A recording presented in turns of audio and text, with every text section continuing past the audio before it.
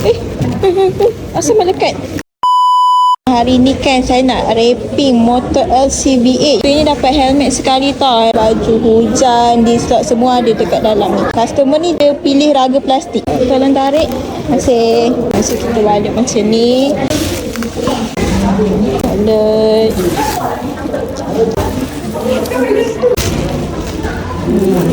Kita balik dekat sini. Pusing-pusing. Lepas tu dah siap balik ni kita wrapping badan dia korang. Tak adalah calar. Okay.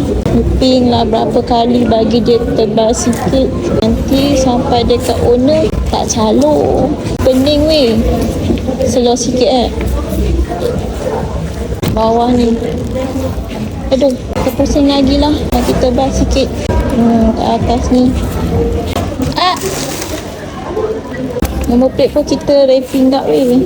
Lepas tu kita gunting. Pening lah weh. Tu kita kemas-kemaskan korang. Kita balik dia macam ni. Pusing-pusing.